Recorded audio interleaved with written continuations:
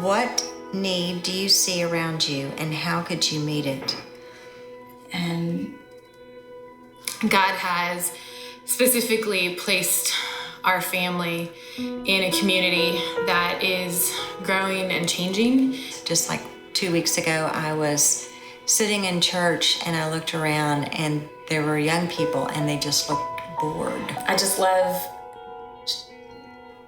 helping every person in the church feel that they are valuable. We're in a unique opportunity to minister to those families. And they just think that Jesus is like rules and regulations, and the church, we need everyone to run smoothly and creatively and to do all the great things that God has called us to do. We can see a really big dream for our community and our town and our area. I could be the person that gets a group of girls together and just talks about Jesus and talks about who Jesus really is, and not about the rules and the regulations.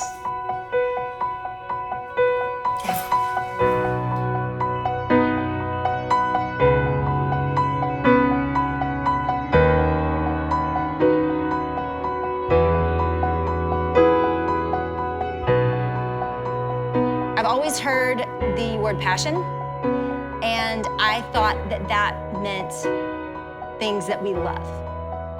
I've always thought that word meant possibly love or things like sex.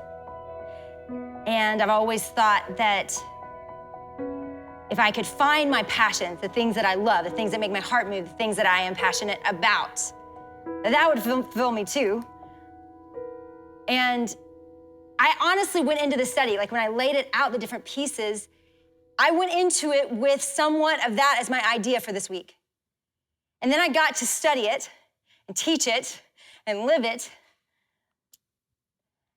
And I looked it up in Webster's. And I had it all wrong. See, the word originally in Latin meant to suffer. In fact, if you look up this word, Webster's dictionary, the very first definition it will have is the sufferings of Christ. First definition in Webster's dictionary. And the next one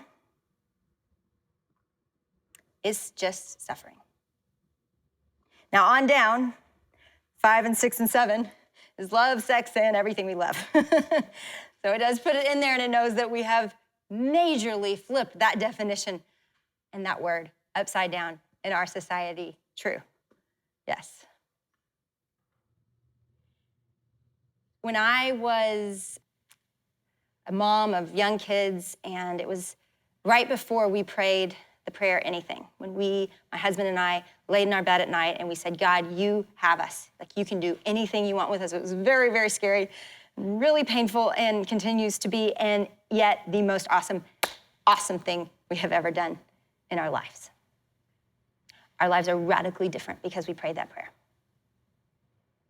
But right before we prayed that, literally 2 weeks before we prayed it, I started a blog. I don't even remember why, honestly. I'm sure it was something stupid and shallow and selfish, and I put it up. And my first blog entry I went back and read this week, and it was called Changing the Channel. And it began that I was listening on the radio about kids that could be fed and have an education if I would spend about what we spend on our cable bill. And I turned the channel. I didn't feel convicted. I didn't feel moved. I just turned the channel. I just didn't want to hear it. I wrote about that. And I didn't write with much conviction, honestly. And then, I don't know if it was that night or the next day, I met and heard about Katie Davis for the first time, and I'm on the bathroom floor and reading her blog, and everything about me changed. My heart woke up. Because what I had pushed away for so long was that most people have as good or better a life than I have. I had to say something to myself. I had to tell myself something. I had to, convince myself in some way to turn that channel, that there wasn't any implication to that child that mattered to my life, that I could actually help. There wasn't a need that I could meet. I just think we're missing the very best parts of life. They feel like a burden. My little boy, pretty funny to think about him right now, telling that story. We prayed anything, and we brought home a little boy from Rwanda, God's child for us that I would have missed. And so he comes into our lives, and that boy tears a world up. I mean, a whole world. He is crazy, man. Watch out, kindergarten next year. Good luck. But that boy is the most joyful, bright light of a kid, but he hates to clean up. He will be a tornado. He will run through the house, and literally, I don't understand it. The entire house is a mess. I just cleaned it, and the entire house is a mess. And not messy with like a purpose, like blocks. Messy like a cabinet is pushed over. Like things are cut with scissors that belong to me, and we're hanging in my closet. It's getting better, but watch out, kindergarten. So we're working on it. And he's such a mess, and he won't clean up. And so I send him outside, and there are balls all over our yard. I don't even know how we own so many balls. I'm sure they're stolen from someone else. And so there's balls all over our yard, and I said, buddy, can you go put all those balls on the trampoline? And you would have thought I asked him to starve. Just put the balls on the trampoline. Ball, trampoline. You love both. Just put them together. Miserable. I watch him from the window, and it's the most painful thing I've ever seen. He picks up a ball, carries it over here, puts it on the trampoline, does another one. But y'all, he does every ball. He walks back in, and he looks at me and goes, Mom, I am awesome. I'm the best cleaner ever. And everything about him lit up. We were built to meet need. We were built to meet need.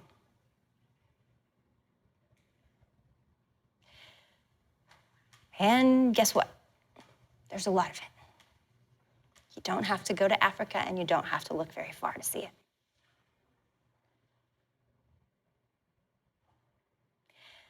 Our passions are most often birthed out of our suffering or out of somebody else's.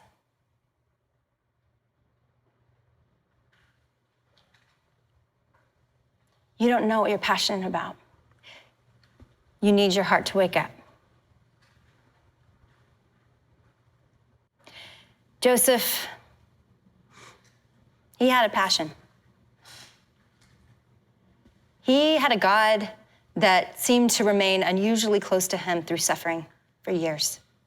They were close. He trusted him enough to receive his hard life. He trusted God enough to receive his life. And it wasn't easy. He's in his place with his people. And finally, the king calls for him because he needs this guy that's in prison's threads. He needs the random little pieces of this guy's life. So the king of Egypt calls for a prisoner.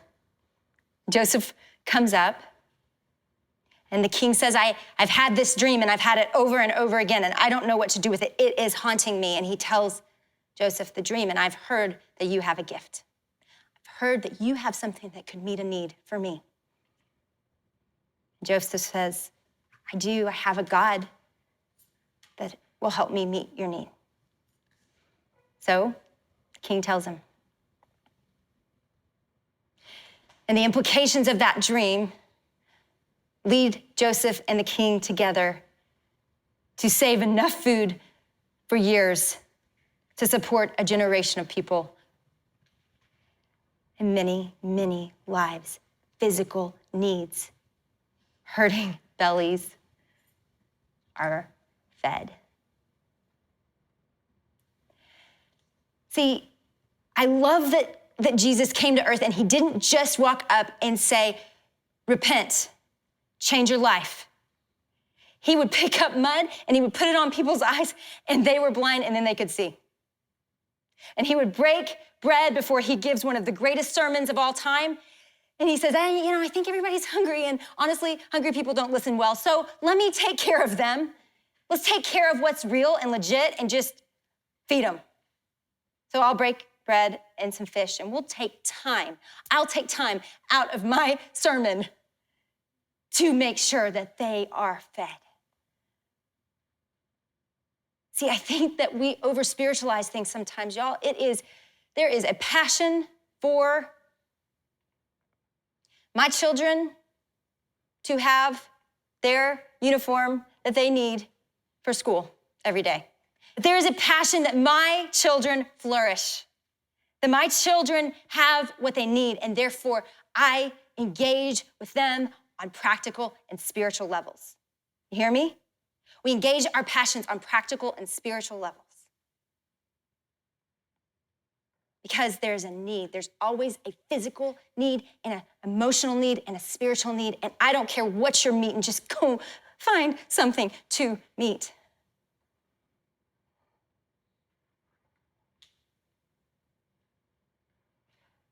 But every one of us, this is the cool part about God. Back to 1 Corinthians 12, where he talks about this body and all the different parts. And he's so clear. He's like, guys, you're all different. Quit looking around and wanting to be somebody else. Quit wishing for something else. Do your part. And part of the way he built the eyes and the ears and the fingers and the toes and the hands and the stomach and everything is that he actually put something in us that makes our heart beat fast.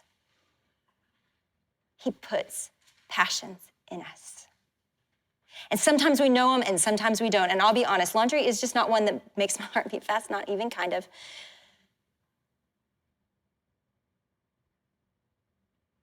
But my little girl coming in my room crying because she happens to be in 6th grade, and that's hard. God built me special for that.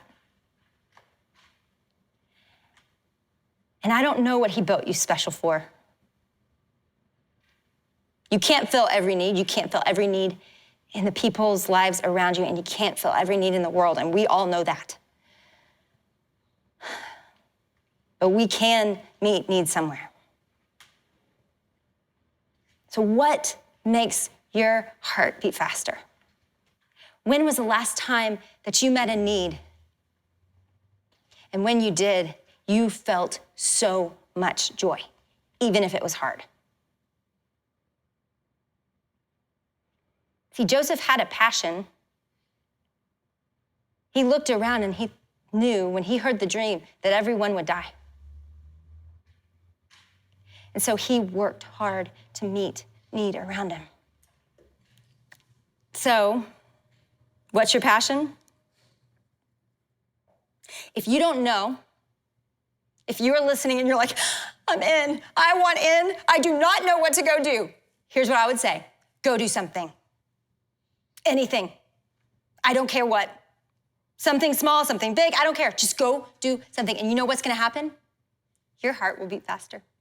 One day, I don't know if it'll be the first day, I don't know if it'll be the second week, I don't know when, I don't know if it'll be the 15th thing you try, but I promise you, our God built us to respond to particular needs, and when we do, everything about us feels right, because when something is built for a purpose and it functions in that purpose, there is no sweeter spot.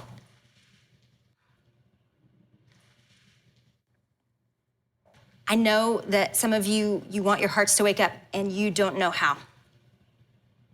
And you don't know what it would feel like if they did. And the beautiful mystery of our God, turn to Ezekiel. This is important. Ezekiel 36, verse 26. He's promising a day that God's gonna live inside of people. He promises a day when hearts will wake up.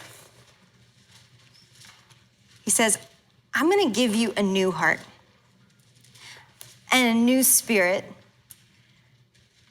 within you. And I will remove the heart of stone and give you a heart of flesh. That is the heart that you have if you believe in Jesus. You don't have a heart of stone. You have a heart of flesh. And so all you have to do is figure out what is making it hard and cold and numb. What is holding it back?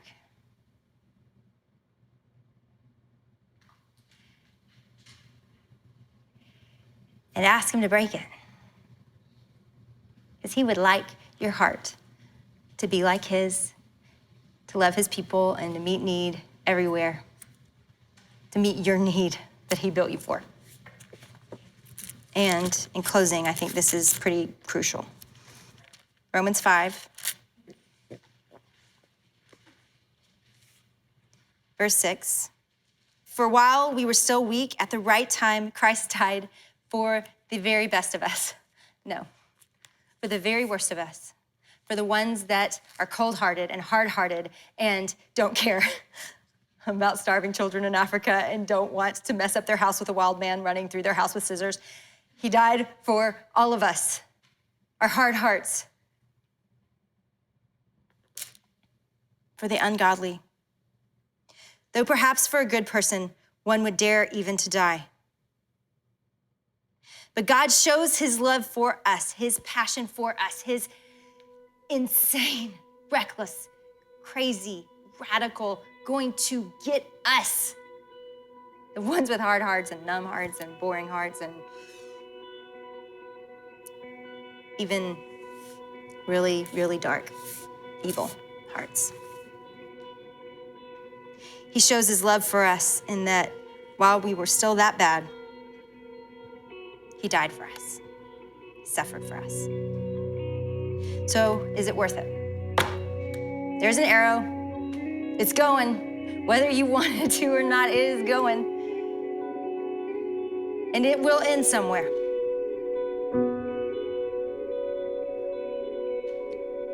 I know that we will not wonder for thousands and millions of years if it was worth it. We will think it was the most ridiculous question that we ever asked. He gave us a new heart. Do something with it. Do anything with it. And I promise you, your life won't be quite as boring. There will still be laundry. I do promise that.